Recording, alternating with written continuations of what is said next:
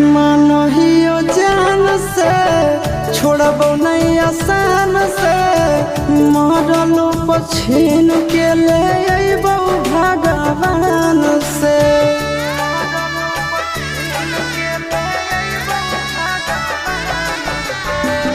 मानहियो जान से छोड़बो नहीं आसान से मरलो पछीन के ले अइबो भगवान से।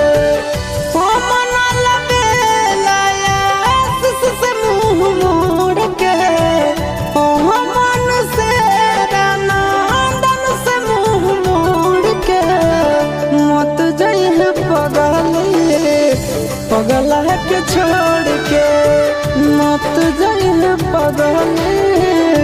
पगला के छोड़ के।